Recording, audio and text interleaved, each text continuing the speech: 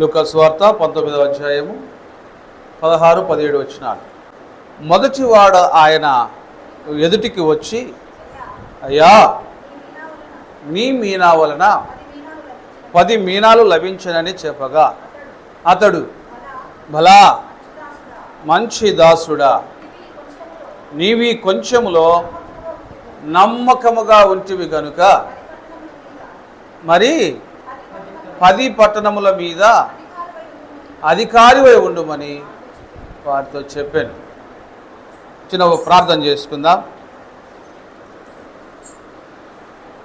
దయగల తండ్రి, నీకు స్తోత్రము నాయనా.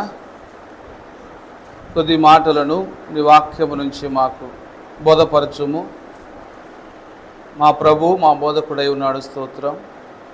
ఆయన బోధన వలన మాకు జ్ఞానోదయం కలిగించి మేము పొందవలసినటువంటి ప్రతి మేలును, మేము చేయవలసినటువంటి ప్రతి పనిని నమ్మకముగా చేస్తూ కృపకు పాత్రులమై కొనసాగుటకు సహాయం చేయమని యేసు ప్రభు నామములో ప్రార్థించి వేడుచున్నాము తండ్రి.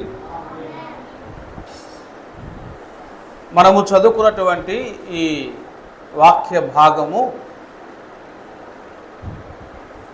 దేవుని యొక్క మనస్సు మానవుల పైన ఎలాగ ఉందనే ఒకటి, బాధ్యతలు అప్పగించినప్పుడు నిర్వర్తించే విషయంలో మనం ఎలాంటి జాగ్రత్తలు తీసుకుంటున్నాము అనే విషయంలో, ఆ కోణంలో మనము ఈ వాక్య భాగాలను చూడవచ్చు. దానికి ముందుగా యేసుప్రభు వారు ఇక్కడ 10వ వచన భాగంలో జక్కయ్యను ఉద్దేశించి ఒక మాట చెప్పాడు. ఈ 19:10లో ఒక మాట చెప్పాడు. ఆయన ఏమంటున్నాడు? నశించిన దానిని వెదకి రక్షించుటకు మనిషి కుమారుడు వచ్చాను. ఇది మనం ఏమంటాం, దీన్ని కాన్సెప్ట్ అంటామా? ఆయన ఉద్దేశం ఇది. నశించిన దానిని వెదకి రక్షించటం, ఆయన భుజముల మీద ఈ బాధ్యత ఉంది. రక్షించటము అనేది ఆయన ప్రాథమికంగా తన ముందు పెట్టుకున్నటువంటి గురి.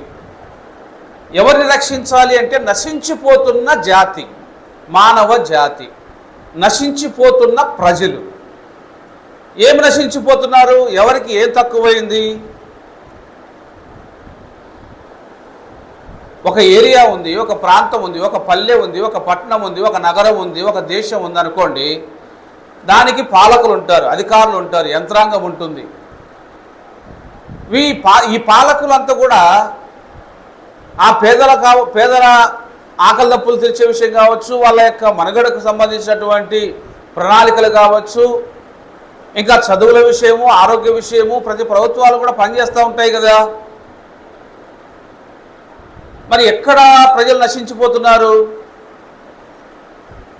ఇప్పుడు ఏ ప్రభుత్వమైనా, అధికారమైనా, ఏ దేశమైనా, ఏ ప్రధాని అయినా ఏం చెప్తాడు? మా దేశానికి మేము తక్కువ లేకుండా చూసుకుంటాం అంటారు. మరి నశించిపోవటం అంటే అర్థం ఏంటి? ఏ రకంగా నశించిపోతుంది లోకం? మానవ దృష్టిలో మనం బాగానే ఉండొచ్చు, కానీ దేవుని దృష్టిలో మనం ఏమైపోతున్నాము అనేది ఇక్కడ మనం తీక్షణంగా ఆలోచించాల్సిన విషయం.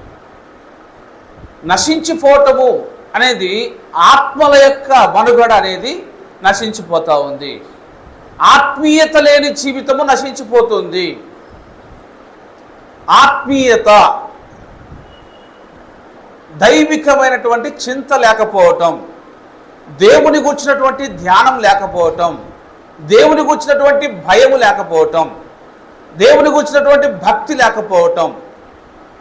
ఇందులో ఒకటి తెలియచెప్పే వాళ్ళు లేకపోవడం ఒకటైతే, తెలుసుకున్న తర్వాత కూడా నిర్లక్ష్యం చేయటం ఇంకొక రకం. మరి ఇలాంటి పరిస్థితుల మధ్య ఒక మంచి కాపరి కావాలి, మంచి బోధ కావాలి, దేవుని కొరకు ఆలోచింపజేసే ప్రసంగాలు కావాలి, దేవుని కొరకు మనుషులను తయారు చేసే సేవకులు కావాలి. ఇది యేసు ప్రభు వారు ఆలోచిస్తున్నటువంటి విధానం. అయ్యా, నేను ఎందుకు వచ్చాను ఈ భూలోకానికి అంటే, ఇప్పుడు ఆయన దేవుడుగా, మానవుడిగా ఎంత 100% ఉన్నాడో, దేవుడిగా కూడా అంత మహాత్మ్యము ఆయనకు ఉంది. లేకపోతే ఆయన నీళ్లను ముంచుకొని ఇవ్వండి అని అనగానే చెప్పగానే నీళ్ళు ద్రాక్షరసంగా ఎట్లా మారుతాయి? ఆ మహాత్మ్యం ఆయనకు ఉంది. అయితే ఆయన వచ్చినటువంటి ఉద్దేశము రక్షించటం కాబట్టి ఈ రక్షించే ప్రయత్నంలో తన ప్రాణం కూడా అతను కోల్పోవాల్సి వస్తుంది. అది కూడా ఆయనకు తెలుసు. దాని కొరకు కూడా ఆయన సిద్ధపడే వచ్చాడని కూడా చెప్పాడు. నా ప్రాణం పెట్టడానికి నేను సిద్ధంగా ఉన్నాను, తిరిగి తీసుకునే దానికి కూడా నాకు అధికారము ఉంది అని కూడా చెప్పాడు. ఆ తర్వాత ఇక్కడ మనం ఆలోచిస్తే నశించిపోతున్నటువంటి మనుషుల గురించి ఆయన చింత. వాక్యము లేక నశించిపోయేవారు, దేవుడు లేకుండా నశించిపోయేవారు, సహవాసం లేక నశించిపోయేవారు. మంచి సహవాసం, ఆత్మీయ సహవాసం లేకపోతే దుష్ట సహవాసమే ఉంటుంది. దుష్ట సాంగత్యము ఏం చేస్తుందట? వాక్యం అంటుంది, మంచి నడవడిని చెరుపుతుంది. అంతో ఇంతో నాలో మంచి ఉండొచ్చు, కానీ మనం చేసే సహవాసము మంచిది కాకపోతే, దుష్ట సహవాసం అయితే ఆ ఉన్న కాస్త చెడిపోతుంది. కాబట్టి ఇలాంటి వాతావరణాన్ని యేసుప్రభువు వారు చూసి ఆయన చేసిన పని ఆయన చేస్తూ శిష్యులకు ఆయన ఒక పాఠం నేర్పిస్తూ ఉన్నాడు. నేను మిమ్మల్ని ఏర్పరచుకున్నాను, నా పని కోసం మిమ్మల్ని తయారు చేశాను, నా వెంట మిమ్మల్ని తిప్పుకునేది ఎందుకంటే నేను వెళ్ళిన తర్వాత నేను అప్పగించినటువంటి ప్రతి బాధ్యతను నేను చెప్పినట్లుగా మీరు చేయాలా. ఇది ఆయన మోటివేషన్. దానికి ఒక ఎగ్జాంపుల్ చెప్తున్నాడు ఆయన. ఏంటి ఎగ్జాంపుల్? వారు ఈ మాటలు వినుచుండగా తాను యెరూషలేమునకు సమీపమున ఉండుట వలన దేవుని రాజ్యం వెంటనే అగుపడనని వారు తలంచుట వలన ఆయన మరి ఒక ఉపమానము చెప్పాను. ఏమనగా, రాజకుమారుడు ఒక రాజ్యం సంపాదించుకొని మరలా రావాలనే దూరదేశానికి ప్రయాణమై తన దాసుడు 10 మందిని పిలిచి వారికి 10 మీనాలను ఇచ్చి నేను వచ్చే వరకు వ్యాపారం చేయడని వారితో చెప్పాను. నేను వచ్చే వరకు వ్యాపారం చేయండి. వ్యాపారం అంటే అర్థం ఏంటి?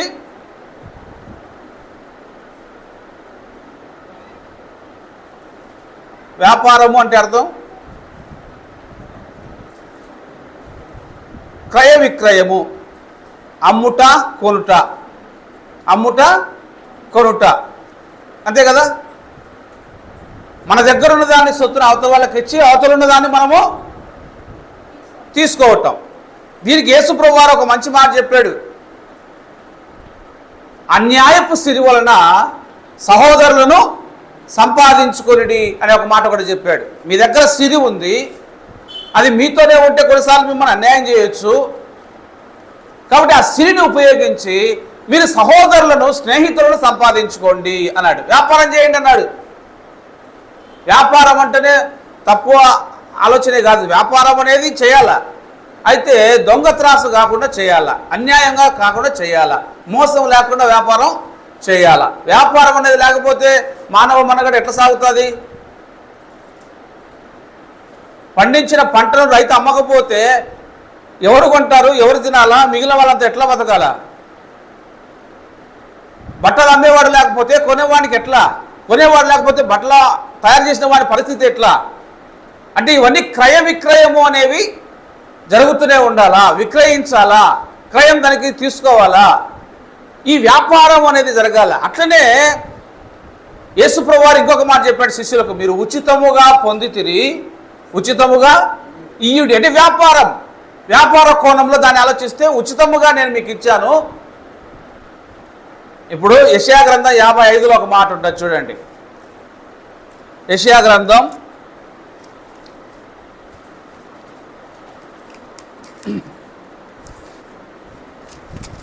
55 దేవుడు పూర్వకాలమే చెప్పినటువంటి ఒక మంచి మాట మనం చూద్దాం. 55 మొదటి నుంచి చూద్దాం. రెండు వాక్యాలు. దప్పిగొనిన వారలారా. దీంట్లో ప్రత్యేకం ఏముంది? దప్పిగొనిన వారలారా. దప్పిగొనిన వాడు నీళ్ళ కాటికే కదా పోయేది. అంటే ఈయన మార్గం చూపిస్తూ ఉన్నాడు, కానీ ఆయన చెప్పే దాంట్లో ఒక అర్థం ఉంది. పూర్వము ఎప్పుడైనా ఎవరైనా మంచినీళ్ళు అడిగితే ఒక గ్లాస్ ఇచ్చేవాళ్ళేమో, ఇప్పుడు ఆ పరిస్థితి లేదు. ఇప్పుడు ఒక కొట్టు కాటికి పోయి నీళ్ళు తాగుదామంటే టీ షాపుల కాడ మీరు చూస్తారా ఎంత తెలివిగా వాళ్ళు టీ అమ్ముతుంటారో. కొన్ని టీ బంకుల కాడ టీ షాపుల దగ్గర నీళ్ళు ఉచితం ఉండవు, వాడు మామూలు నీళ్ళు పెడతాడు. ఆ నీళ్ళు తాగలేక ప్యాకెట్ నీళ్ళు బాటిల్ నీళ్ళు కొనుక్కునేటట్లుగా వాడు ఫ్రిడ్జ్లో కొని పెట్టింటాడు. వ్యాపారం అది. ఆ నీళ్ళు తాగాల మనము డబ్బులు ఇచ్చి తీసుకోవాల్సిందే. కానీ ఇక్కడ ఈయన చెప్తున్నటువంటి మాట చాలా వ్యత్యాసంగా ఉంది. దప్పికొనిన వారలారా నీళ్ళ యొద్దకు రండి అన్నాడు. ఇప్పుడు చూడండి, రెండో స్టెప్లో చెప్తున్నాడు. ఎవరికి ఆహ్వానం పంపుతున్నాడు ఆయన అంటే రూకలు లేనివారు, క్రయం చెల్లించడానికి అర్హత లేనివారు అని దాని అర్థం. రూకలు ఇవ్వడం అంటే డబ్బులు ఇచ్చి వేరేది అని అంటే ఇస్తారు, ఇది బాగలేదు వేరేది అని అంటే ఇస్తారు, ఇది కాదు ఇంకొక బ్రాండ్ అంటే ఇస్తారు. ఇక్కడ ఎవరికి పిలుపు అందుతా ఉంది అంటే రూకలు లేని వాళ్ళు. అంటే మీరు క్రయం చెల్లించడానికి మీ దగ్గర సొత్తు లేదు, తాహతు లేదు, అర్హత లేదు, కానీ మీకు నేను సపోర్ట్ చేస్తూ ఉన్నా, నేను మీకు ఇస్తాను. ఆయన మాటలు చూడాడు ఎట్లున్నాయో. దేవుడు అలా పిలుస్తున్నాడు. ఇది ఉచితం అంటాం మనం. యేసుప్రభు చెప్పిన మాట కూడా అదే, ఉచితముగా మీరు పొందితిరి, మీరు కూడా ఇలాంటి పనే చేయాలా, ఇది రొటీన్ కావాలా, నేను మీకు చేసినట్లే మీరు కూడా చేయాలా అనేది అన్నమాట ఆయన చెప్పేది. బాధ్యతలు ఎలా మనము నెరవేర్చుకుంటూ వెళ్ళాలో దేవుని రాజ్యంలో, దేవుని సంఘంలో, దేవుని బిడ్డలంగా అనేది ఇక్కడ గుర్తున్నమాట. రూకలు లేని వారలారా మీరు వచ్చి కొని భోజనం చేయండి. వాళ్ళు వచ్చి కొని భోజనం చేయాలంటే ఎట్లా కొంటారు వాళ్ళు? వాళ్ళ దగ్గర రూకలు లేవు కదా. రూకలు లేవు కానీ ఆకలి ఉంది వాళ్ళకు. రూకలు లేవు, ఆకలి ఉంది, దప్పిగా ఉంది. కానీ అవి తీర్చుకునేదానికి వాళ్ళ దగ్గర డబ్బు లేకపోవచ్చు. కానీ ఈయన ఉచితంగా ఇస్తున్నాడు. అది అధికారపూర్వకంగా ఆయన ఇచ్చినప్పుడు అది వాళ్ళు కొన్నంత ఫీలింగ్ అన్నమాట. ఈరోజు రక్షణ మనకు ఊరికనే వచ్చింది, మనకు కూడా రక్షణ ఉచితంగానే ఇచ్చినాడు ఆయన. కానీ మనకు దాంట్లో ఏమి ఇచ్చాడు? ఉచితంగా ఇస్తూ హక్కు ఇచ్చినాడు, పౌరసత్వం ఇచ్చినాడు. చూడండి, ప్రభుత్వాలు కూడా స్థలాన్ని ఇస్తారు, సెంటు స్థలమో 2 సెంటు స్థలమో ఇస్తారు. ఇచ్చిన వాళ్ళకు ఊరికనే ఇచ్చేదేమో, ఇచ్చేటప్పుడు రిజిస్ట్రేషన్ చేసి ఇస్తున్నారు. అంటే దాని అర్థం ఏంటి? ఇప్పటి నుంచి హక్కుదారులని కదా, కొన్నట్టే కదా దానికి. ఆ తర్వాత వాళ్ళు సగౌరవంగా వాళ్ళు దాన్ని ఉపయోగించుకోవచ్చు. కాబట్టి రూకలు లేకపోయినా పర్వాలేదు అంటున్నాడు ఆయన. రూకలు లేని వాళ్ళరా మీరు వచ్చి కొని భోజనం చేయండి, రండి. రూకలు లేకపోయినా ఏమీ ఇయ్యకయే ద్రాక్షారసమును పాలను కొనండి. చూడండి, ఇది ఆయన చారిటీ, ఆయన దాతృత్వం. ఇది మీ చేతిలో పెడితే ఇది నాది కాదు మీదే అన్నాడు ఆయన. మీదే, అది ఆయన చారిటీ, అది ఆయన దాతృత్వంతో మనకి అప్పగించిందని. ఇప్పుడు అదే దాతృత్వం యేసు ప్రభు శిష్యులముగా మనము కలిగి ఉండాలా, దాన్ని మనం ఇంప్రూవ్మెంట్ చేసుకుంటూ వెళ్ళాలా. అది దాచిపెట్టేదానికి కాదు. దేవుడు చేసిన ప్రతి మేలును మనము జ్ఞాపకం చేసుకుంటూ, నెమరు వేసుకుంటూ ఇంకొకరికి దాన్ని మనము అప్పగించే పని మనకు ఉండాలని ఆయన చెప్తున్నాడు. కాబట్టి ఈ రకంగా మనమందరం కూడా ఆస్తిపరులమయ్యాం.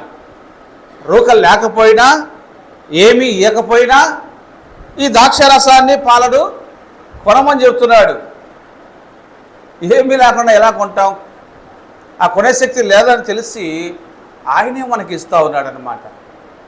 ఈ వరుసలో ఇక్కడ ఈ ప్రసంగం అంతా కొనసాగుతూ ఉంది. ఎందుకు? నశించిన దాన్ని వెతికి రక్షించాలా. నిన్ను రక్షించాడు. నశించిపోతున్న నీ జీవితం యేసుక్రీస్తు చేత రక్షించబడింది.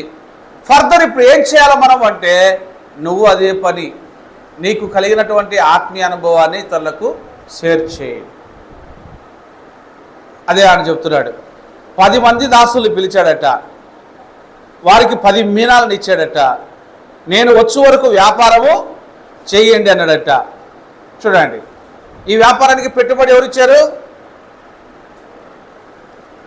ఈ వ్యాపారానికి పెట్టుబడి ఎవరిచ్చారు? దేవుడే ఇచ్చినాడు. మీరు వచ్చి రూకలు లేకపోయినా కొని తీసుకోమన్నాడంటే అర్థం ఏంటి? ఆయనే వ్యాపారానికి కావాల్సిన పెట్టుబడి ఉచితంగా ఇచ్చాడు అనేది దాని అర్థం. ఓకే, ఇప్పుడు ఆయన చెప్తున్నాడు, నేను వచ్చు వరకు వ్యాపారం చేయండి అన్నాడు. ఈ మాట మనం మర్చిపోకూడదు. దీని మీద ఆయన అడగబోతున్నాడు రేపు.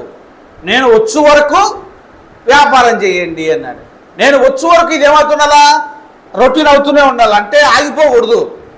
ఒకరికి ఇస్తుండాలా, తీసుకుంటుండాలా, ఒకరికి ఇస్తుండాలా, తీసుకుంటుండాలా. ఇంకా సార్లే 10 మందికి చెప్పినాము అని ఆగిపోకూడదు. ఆయన వచ్చే వరకు ఇది రొటీన్గా సర్కిల్ జరుగుతూనే ఉండాలి. సైక్లింగ్, ఇది తిరుగుతూనే ఉండాలి, తిరుగుతూనే ఉండాలి. మొదటి శతాబ్ద కాలానికే సువార్త ఆగిపోయింటే మన వరకు రక్షణ వచ్చేదా? 21వ శతాబ్దంలో మనము ఏ విధంగా రక్షించబడ్డామంటే ఆ మొదటి శతాబ్దం నుంచి ఆ సువార్త తిరుగుతా తిరుగుతా తిరుగుతా వస్తూనే ఉంది.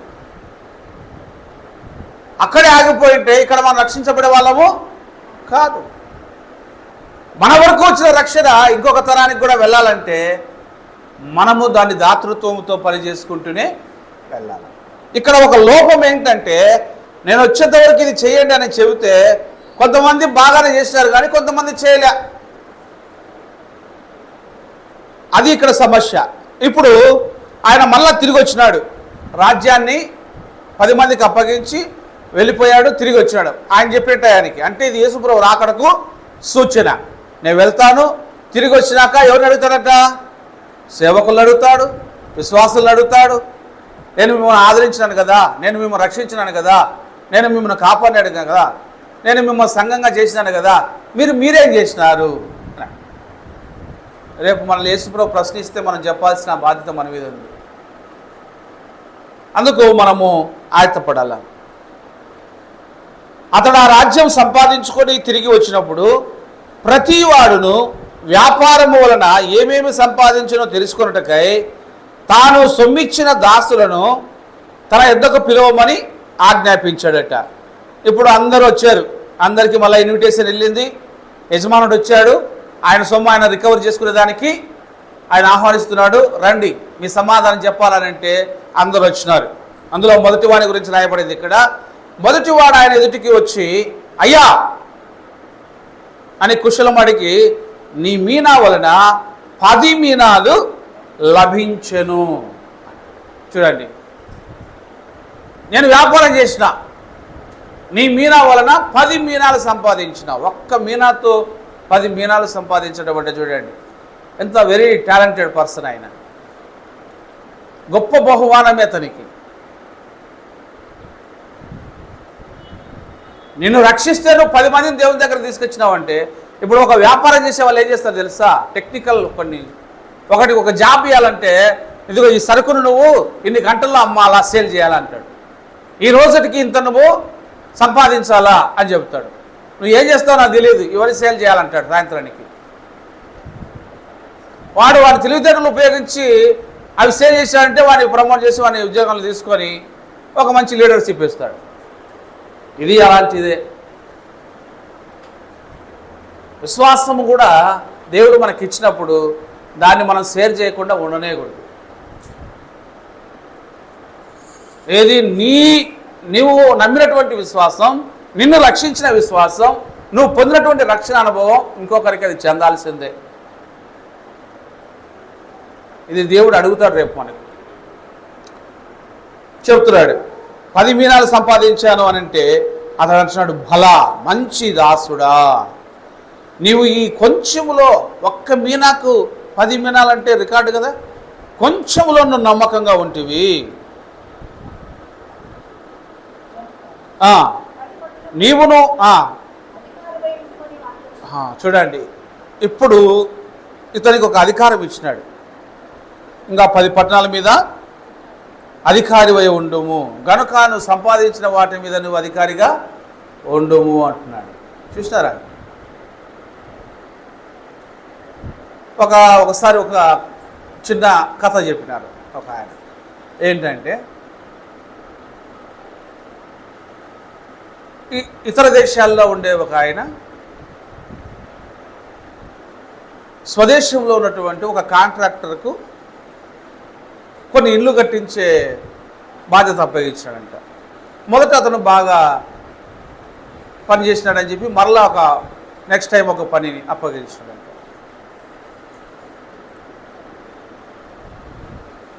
ఆయన చివరిగా ఏం చేసినాడంట, ఒక సింగిల్ రూమ్ ఒకటి మంచిగా ఇట్లా కట్టు అని చెప్పినాడంట. అంటే ఒకసారి వచ్చినాడు, కట్టించినాడు, వెళ్ళి అతనికి చెప్పినాడు, ఇప్పుడు ఫలానా ప్రాంతంలో నేను డబ్బులు నీకు ఇస్తాను, నువ్వు ఫలానా ప్రాంతంలో నా స్థలం ఉంది కదా, అక్కడ ఒక మంచి ఇల్లు కట్టు అన్నాడంట. దానికి ఎస్టిమేషన్ వేసి పంపు అంటే అతను ఇంత అవుతుందంటే సరే అని చెప్పి కొంత అమౌంట్ ఇచ్చేసినాడు. ఇప్పుడు ఈ మేస్త్రి ఏం చేసినాడంట, యజమానుడు ఎక్కడ ఉన్నాడని చెప్పి అంతకుముందు ఉన్నంత శ్రద్ధగా దగ్గరగా ఉన్నప్పుడు చేసినంత శ్రద్ధగా చేయకుండా ప్రతి పనిలో కూడా క్వాలిటీ లేకుండా అన్క్వాలిటీతో, అంటే ఉపయోగించే రాయి కావచ్చు, ఇటుక కావచ్చు, సిమెంట్ కావచ్చు, ఐరన్ కావచ్చు, చెక్క కావచ్చు, ఇవేవి కూడా నాణ్యమైనవి చేయలేదంట. ఎందుకంటే ఆయన ఉన్నాడు, వచ్చేది ఏముంది, చూసేది ఏముంది, అంతా మేకప్ చేసి ఇస్తే సరిపోతుంది అని అనుకున్నాడు. సరే అని చెప్పి అట్లనే చేసినాడు. ఆయన అనుకున్నట్టుగానే కట్టినాడంట. బేగం చెవులు కూడా లాక్ చేసి బేగం చెవులు దగ్గర పెట్టుకున్నాడు. ఒక సంవత్సరం తర్వాత ఏదో టైం అయిపోయిన తర్వాత ఆ యజమానుడు వచ్చినాడు. వచ్చి ఆయన పిలిపించినాడంట. ఏమయ్యా ఇల్లు తయారైంది?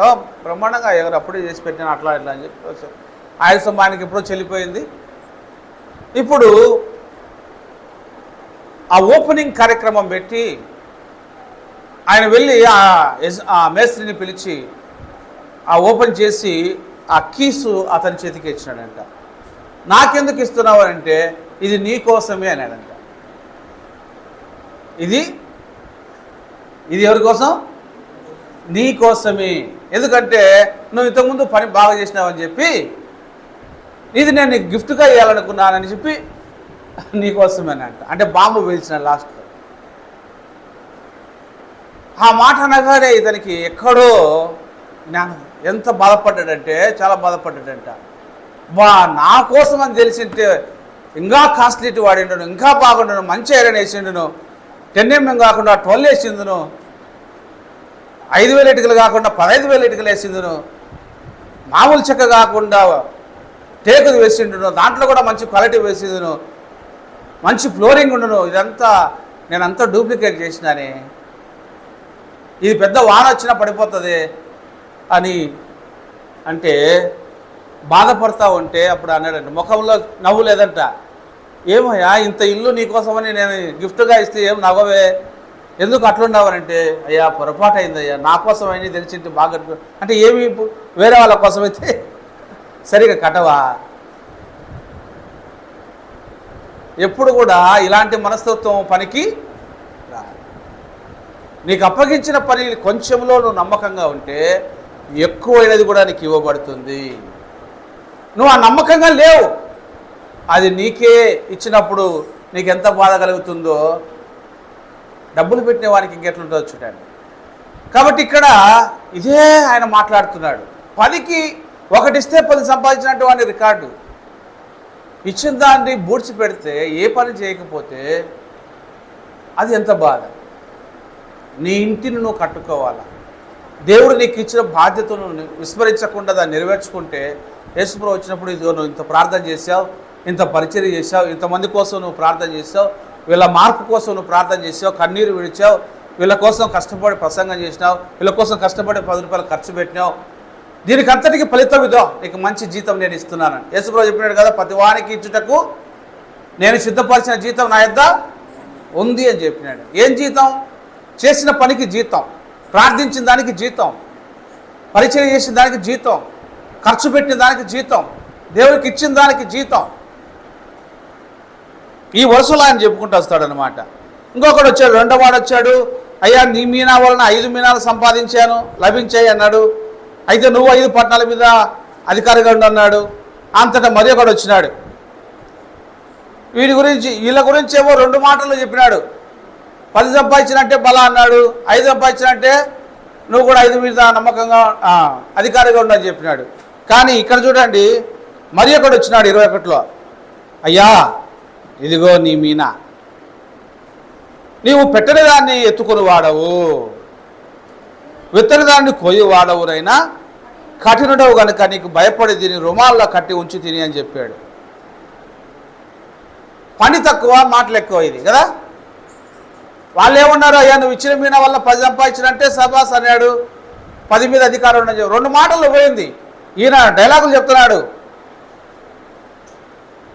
పని చేయలే, మీనాను వ్యాపారం చేయలే, క్రయ విక్రయం చేయలే, దేవుని వాక్యము ఏమీ షేర్ చేయలే, పంచుకోలే, దేవుని గుణాన్ని పంచలే, తను ఏం పొందుకున్నాడో దాన్ని తెలియపరచలే, అన్నీ దాచిపెట్టి తిరిగి ఆయనకే ఇస్తున్నాడంట. ఆయన దానికి ఇవ్వడానికి నీ చేతులు ఎందుకు పెట్టాలా? తిరిగి ఆయన చెప్పింది దీంతో వ్యాపారం చేయమని చెప్పినాడు, నేను వచ్చే వరకు వ్యాపారము చేయండి అని చెప్పినాడు. అది మర్చిపోయినాడు. నువ్వు కఠినుడవు అని ఈయన పైన నిందలు వేయడం, ఆయన కించపరచడమే కదా. నువ్వు కఠినుడవు అంటే అర్థమేమని? నువ్వు కఠినుడవు, పెట్టని చోట ఎత్తుకునేవాడవు, విత్తన చోట కోసేవాడవు అంటే ఆయన ఎంత మాట్లాడుతున్నాడు చూడండి. పని తక్కువ, మాటలు ఎక్కువ. ఇవి దేవుడి దగ్గర పనికిరా. మనకు అప్పగించిన పని మనం చేసినప్పుడే మనం పొందాల్సిన మేలుల గురించి ఆయన ఆలోచించి మనకు మేలు ఇస్తాడు. ఇప్పుడు ఆయన అన్నమాట చూడండి, నీకు భయపడి దీన్ని రుమాలను కట్టి ఉంచుతానంటే అందుకు ఆయన అంటున్నాడు, చెడ్డదాసుడా. చూడండి, నీ నోటి మాటను బట్టి నీకు తీర్పు తీర్చుదును అంటున్నాడు. నీ నోటి మాటను బట్టే నీకు తీర్పు తీరుస్తాను. నేను కఠినుడని అన్నావు కాబట్టి నీ ఎడల నేను ఇప్పుడు కఠినంగానే వ్యవహరిస్తా. నువ్వు కఠినుడు అని అన్నావు కదా, సరే అట్నే కానిపో అంటే మనం కూడా అంటాం కదా, సరేలే అట్నే కానిలే, నేను కఠినుడు అనుకుంటున్నావు, కఠినమే చూపిస్తా. ఆ కఠినత్వానికి అతని పొందుకున్న ఫలితం ఏంది? నీవెందుకు నా నేను కఠినుడని తెలిసినప్పుడు నీవెందుకు నా సొమ్ము సహకారుల యొద్ద ఉంచలేదు? అట్లు చేసి ఉండినడలా నేను వచ్చి వాళ్ళతో వడ్డీతో సహా తీసుకుందునే అని వానితో చెప్పి వీని యొద్ద నుండి ఆ మీనా తీసివేసి 10 మీనాలు గల వానికి ఈడని దగ్గర నిలిచిన వారితో చెప్పాను. వారు, అయ్యా వానికి 10 మీనాలు కలవే అనిరి. అందుకతడు కలిగిన ప్రతి వానికి ఇయ్యబడును. ఇక్కడ అర్థం దొరికింది మనకు, కలిగిన ప్రతి వానికి ఇయ్యబడును. లేని వాని యొద్ద నుండి వానికి కలిగినది కూడా తీసివేయబడును. ఇతనికి శ్రద్ధ లేదు, భయము లేదు, భక్తి లేదు, బాధ్యత అంతకంటే లేదు. ఇంక ఎందుకు ఆ ఉన్నది కూడా తీసి బాధ్యత కలిగిన వానికి, విశ్వాసం ఉన్న వానికి, పనిచేసే వానికి అది ఇవ్వండి, అతను ఇంకా ఇంప్రూవ్మెంట్ చేస్తాడు. ఇప్పుడు వ్యాపారం జరిగిన చోట పెట్టి ఏం లాభం? వ్యాపారం జరిగిన చోట పాలిభాగస్తులు అయితే అది ఇంకా మనం డెవలప్ అవుతామని ఎవరైనా ఆలోచన చేస్తారు కదా. కాబట్టి చివరికి అతనికి ఏం మిగిలింది? నష్టమే. ఇంకా మరియు నేను తమ్మును ఏలుటకు ఇష్టం లేని నా శత్రువుని ఇక్కడికి తీసుకొని వచ్చి నా ఎదుట సంహరించండి అని చెప్పాడు. చూసినారు, ఇది లాస్ట్ ముగింపు, శిక్ష. అందుకు యేసుప్రభు వారి యొక్క ఉద్దేశం ఏంటంటే, ఈ మాటల సారాంశం అంతా ఎందుకు చెప్పాడంటే, నేను నశించిన దాన్ని వెతికి రక్షించడానికి ఈ లోకానికి వచ్చాను. ఇది మీరు మైండ్లో పెట్టుకోండి. ఒక ఉదాహరణగా ఆయన చెప్పాడు, ఎగ్జాంపుల్, ఉపమానం ఏంటి అంటే, ఒక యజమానుడు ఉన్నాడు, దూరదేశం పోతున్నాడు, ఆస్తిని కొంతమందికి పంచిపెట్టినాడు. అంటే మీరు వ్యాపారం చేస్తూ ఉండండి, తిరిగి వచ్చినప్పుడు లెక్క అడుగుతానని. యేసుప్రభు పరలోకానికి వెళ్ళాడు, తిరిగి వస్తాడు. ఆయన వచ్చినప్పుడు అపోస్తలు ముందు వరుసలు ఉంటారు అనుకోండి, ఎందుకంటే ఫస్ట్ వాళ్ళ నుంచి స్టార్ట్ చేయాలి. అపోస్తలు స్టార్ట్ చేసినప్పుడు వాళ్ళందరూ పని చేసినారు, ఆత్మలు సంపాదించినారు, మన దేశానికి వచ్చినారు, ఇతర దేశాలకు వచ్చినారు, అన్ని దేశాలు తిరిగినారు. యెరూషలేములో అయితేనేమి, ఇతర ప్రాంతాలు అయితేనేమి అంతా వాళ్ళు సేవ చేసినారు. వాళ్ళకు ఇవ్వనటువంటి తలాంతుల ప్రకారంగా వాళ్ళు దేవుని దగ్గరికి నడిపిస్తూ వచ్చినారు. ఇప్పుడు వంతు మనదైంది. రేపు ఇదే మనల్ని కూడా ఆయన అడగబోతూ ఉన్నాడు. మనం ఎన్నో ఒకట బతికింగా వెళ్ళిపోదాంలే అనేది లేదు. ఇక్కడ బాధ్యత ఉంది. ఏవో ప్రభువా, నా మటుకు నేను విశ్వాసంతోనే ప్రార్థన చేసుకుంటున్నా. మనం రహస్య శిష్యులం కాదు ఇప్పుడు ఉండాల్సింది, బహిరంగంగానే ఉండాల కదా. ఎందుకు? ఆయన మనల్ని పిలుచుకున్నాడు, మన నాశనం అయిపోతున్న మన జీవితాలకు ఆయన వెలుగునిచ్చాడు. ఈ కృతజ్ఞతాభావంతో పనిచేయటం మనము నేర్చుకోవాలా. ఏ రకంగా చేయొచ్చు మనం పని? ఏ రకంగానైనా మనం సమయాన్ని దేవునికి కేటాయించుకోవచ్చు. అంటే వారి వారి ప్రభుత్వాలను బట్టి, వృత్తులను బట్టి. ఇప్పుడు ఒక పిల్లోడు తన టాలెంట్ని చూపించాలనుకున్నాడు. అంటే ఒక టాలెంట్ని చూపించాలనుకున్నాడు ఒక పిల్లోడు. ఏది? కరాటే. దానికి వచ్చే ఆ ఎక్సర్సైజ్లు ఏవో. దానికోసం ఏం చేశాడంటే, ఒక ఏరియాలో ఒక 10 మంది సరదాగా ఉన్నటువంటి ఆ ప్రాంతంలో ఆ పిల్లోడు వెళ్తూ వెళ్తూ తనే కింద పడతాడు. పిల్లోడు కింద పడతాడు. అందరూ ఏమనుకున్నారు? అయ్యో పిల్లోడు కింద పడ్డాడని అందరూ ఆ పిల్లోడి వైపు చూసినాడు. ఆ పిల్లోడి వైపు చూడగానే ఆ పిల్లోడు ఏం చేసినాడు తెలుసా? అందరి చూపును తన వైపు తిప్పుకొని ఇప్పుడు ఆ పిల్లోడు అట్నే పల్టీ కొట్టి లేచినాడు. 4-5 పల్టీలు వెనక్కి కొట్టినాడు. మళ్ళా ఇవ్వలో కొట్టాడు. తను ఏ విద్య నేర్చుకున్నాడో ఆ విద్యను వాళ్ళ ఎదుట ప్రదర్శించినాడు. అప్పుడు వీడు కింద పడినాడు అనుకొని మనం చూస్తే వీటిలో ఏంది ఇంత టాలెంట్ ఉంది అని చెప్పి వాళ్ళు అతను చూసి కొంచెం ప్రశంసించే వాళ్ళు, మనసులో సంతోషపడే వాళ్ళు చేస్తున్నారు. అంటే నీ విద్యను, నువ్వు నేర్చుకున్న దాన్ని, నువ్వు పొందుకున్న దాన్ని ఏదో ఒక రూపంలో నువ్వు బయలుపరచడానికి నువ్వు ప్రయత్నం చేయాలా. పూర్వకాలం ఒకసారి నేను విన్నాను. అంటే ఇంకా కొంచెం పాతకాలం, ఈ ఫ్యాన్ షర్ట్స్ వేయని కాలం, పెద్దవాళ్ళు అప్పుడు ఆ పంచెలు గోసీలు కట్టుకొని తిరిగే కాలంలో మారమనసు పొందినటువంటి ఇద్దరు వాళ్ళు ఏం చేశారట? సువార్త చెప్పాలి. వాళ్ళు మంచి బలాఢ్యులు, దేహదారుడు బాగుంది, యేసు ప్రభువుని నమ్మినారు. వాళ్ళు ఎట్లా సువార్త చెప్పాలా? వాళ్ళకి ఒక ఐడియా ఇద్దరు కలిగి,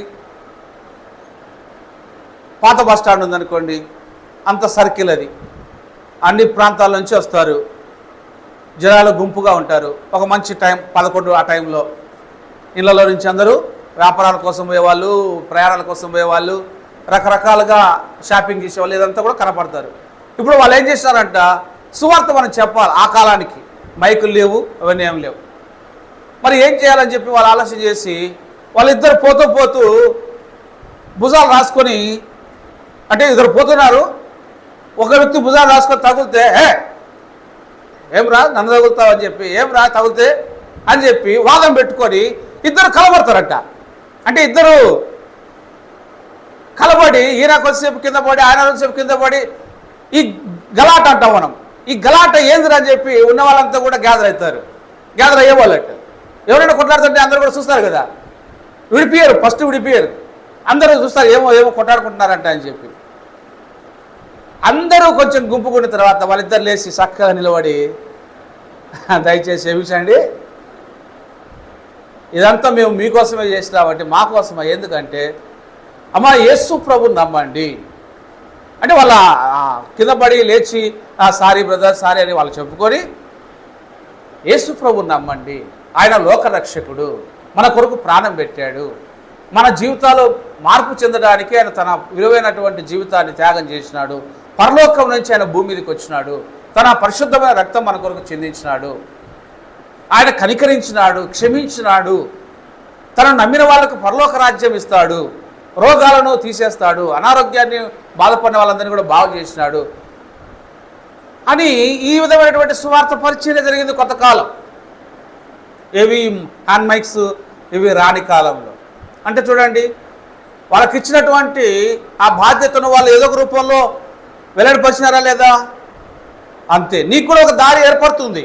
ఎట్లా సువార్త చెప్పాలా అనుకుంటే దేవుడు ఒక మార్గం నీకు బయలుపరుస్తాడు. ఏదో ఇట్లా చేయి, సువార్త చెప్పు. మెల్లిగా సువార్త చెప్పడానికి ఎప్పుడు సిగ్గుపడకూడదట. మనం సువార్త చెప్పడానికి ఎప్పుడూ సిగ్గుపడకూడదు. ఎందుకంటే సువార్తలో ఏముందంటే నశించిపోతున్నటువంటి ఆత్మలను రక్షించే వాక్యం అది. మారు మనసు లేని వాళ్ళ జీవితం ఏమవుతుంది? నరకానికి పోతారు. వాళ్ళు అట్లనే చనిపోతే నరకానికి పోతారు, వాళ్ళ ఆత్మ నశించిపోతుంది. కాబట్టి రక్షించే ప్రయత్నం అది. మంచి ప్రయత్నాన్ని అర్థం కానులకు ఏదో విపరీతంగా ఉంటుంది, కానీ అది అర్థం చేసుకుంటే ఆశీర్వాదకరంగా ఉంటుంది. అందుకు యేసుక్రీస్తు యొక్క మనస్సును అర్థం చేసుకొని మనం కూడా మన చుట్టూ ఉన్న వాళ్లకు మన క్రియల ద్వారాను, మన ప్రేమ ద్వారాను, నోటి మాటల ద్వారాను, యేసు వాక్యం ద్వారాను సువార్త అనే దాన్ని మనం వినిపించినప్పుడు ఒక ఆత్మను మనం సంపాదించినా కూడా పరలోకంలో గొప్ప బహుమానం. ఈ భూమి మీద కూడా మనకు కావాల్సినటువంటి ధన్యతలన్నీ కూడా ఆయన ఇస్తాడు. అందుకు యేసు ప్రభువారు ఈ మాట చెప్పారన్నమాట, అయ్యా నేను నశించిన దాన్ని వెతికి రక్షించడానికి వచ్చాను, నా తర్వాత మీరు కూడా ఈ పనే కలిగి ఉండండి, మీరు వ్యాపారం చేయండి అన్నాడు. నేను మీకు ఇచ్చిన దాన్ని మీరు కూడా ఉచితంగానే ఇవ్వండి. ఏదైనా తేడా జరిగితే ఆయన తీర్పు తీరుస్తాడు, చివరిలో ఆయన తీర్చుతాడు. మనమైతే చెప్పాలా, మనం సంశయించి మనము ఏడ నమ్ముతారులే ఏడలే అని అనుకోకూడదు. మనమే అన్ని నిర్ణయాలు తీసుకొని కదా, అన్ని నిర్ణయాలు మనమే తీసుకొని చేయాల్సిన పని చేయకుండా ఆపి ఉండకూడదు. మన విశ్వాసం మనం వెల్లడిపరిస్తే, మన ప్రయత్నం మనం చేస్తే ప్రభు ప్రతిఫలం ఇస్తాడు. కాబట్టి అలాంటి విశ్వాసంతో మనం కొనసాగుదాం, మోకరించుదాం, ప్రార్థన చేద్దాం.